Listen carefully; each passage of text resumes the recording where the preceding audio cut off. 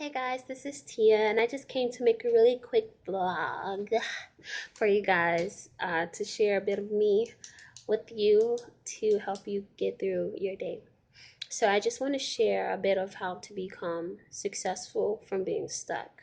And I know how it feels to be stuck, especially spiritually, because there will be times where you want to be, someone, you want to do something, you want to go somewhere, you want to do these things, but sometimes you just feel as if your feet are stuck to the floor and they're not physically stuck to the floor, but you just feel like, okay, I'm making plans and plans, but when it comes to executing those plans, you're like, okay, why am I not doing this?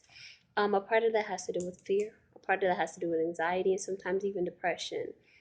And I'm going to share a story with you guys and to inspire you, a bit of a testimony, because when we hear it, we have a better chance of imagining it and saying, wow, God, if you can do it for her, you can do it for me. So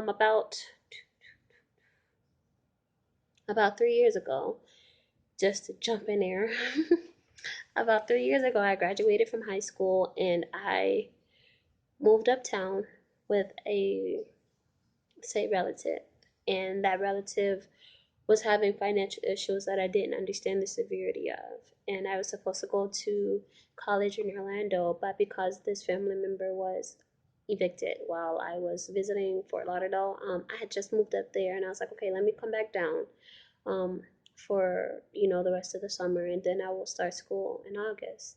But during that summer, before I started school, that person was evicted and they ultimately became homeless. And my decision was that I never wanted to go home after I leave, because sometimes we live forever wanting to leave, and there's some things that we grow up with that we just don't want to take into our adult lives. And home was not in my plans, so I decided not to go back. And I tried to live with other family members and I tried to live with friends, and it just everything fell through the floor. Nothing was working. And it reminds me of Romans 8:28, which says that everything works for the good of those that love the Lord and that are called according to his purpose. And at that time I didn't understand it. But at this moment I do, where um, I went through a whole journey of trying to live with other people, just couldn't take it. And I decided, you know what, well, I'd rather just go to a homeless shelter. And that's when I ultimately became homeless. But around that time, I also was depressed. And so in that moment, there will be days where I didn't want to live. I didn't want to wake up. I didn't want to go the next day. I just had no type of care to give. And the only thing that I cared about was God. And that may sound crazy, but that was the truth. Like, there will be days where I'm like, God, I just want to see you, Daddy. Like, I just want to be in your presence, because none of these things on this earth is like worth it to me. Everything is worthless. Like, I got to a point where I was like Solomon and I didn't even have it all. But I was like, it's all pointless, God. Like, vanities of vanities, it means nothing. And I was there, and the shelter, they have you go on a plan where you have to job search and you have to do it for a certain amount of hours a day. And it was tiring. Like, you have to go on a bus, you have to do this. Like, there would be days where I felt like I was getting no sleep, because I ended up I was in college. I decided to go to college in Broward County, which is Broward College.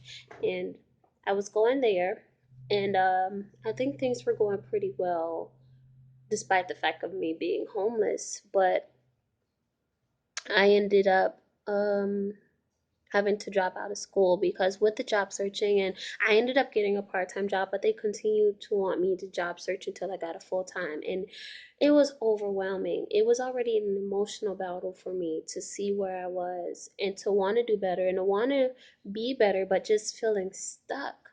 I felt so stuck in that point in time in my life, and I decided to make a decision to leave school and to work full time, or aim to get a full time job, as what the shelter was trying to have me do. And at the shelter, they helped me save money, and I left there with a bit over two grand, and I got my own place. My first place was and I actually found my first place on Craigslist, which was an efficiency, where this person just made like a storage out of a garage. They made like a bedroom out of a garage. So it was sort of like I just had a bed, I had a microwave, I had a TV, You know, they had Wi-Fi that reached to this much, my signal Wi-Fi. I was trying. I was trying to be successful with what I had. And you can call it pride of why I still didn't go home in the midst of all of this, but I felt like the emotional brokenness that I felt at home, I didn't want to feel it again. You don't want to go backwards, you want to go forward. So, to make a long story short, I was also a youth leader in the process. I would be going to church continuously, but after becoming homeless, I had curfew at the shelter, and I went to go tell the a youth leader over me, hey, you know, I can't make it to Bible study anymore because I'm going to be in a shelter. And they said, well, you know what, hold off to that. And they recommended me to a program. And this program is for people who age out of foster care. But for me, they allowed me to come live there and just pay rent for my room, which was about $350. And I continued to do this for over a year. Um, a while after, I found out that they were hiring the program that I was living in. So I went ahead and I applied for the job.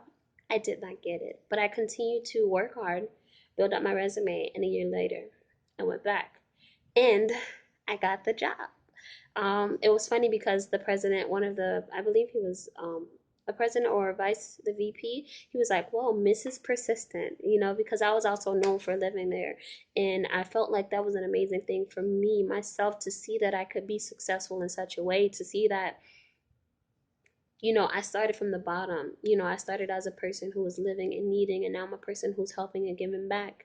And I never knew that that was a plan that God had for me. So now I'm basically working in social work. You know, I don't yet have my degree, but I'm still continuously working towards it. And I feel that God is amazing, and that that was a part of God showing me that no matter what happens to you, it will work out for your good. So I do inspire you guys to stay encouraged, to understand that no matter what happens, no matter what comes your way, God got it. Like, and there will be times where you feel stuck again, like I do feel stuck, but to hear my testimony over and over, it says, Shantia, you can make it. So I pray that you guys be blessed. I pray that my story inspires you, and I pray that God will encourage you continuously, that you go from stuck to being successful. In Jesus' name, bye guys.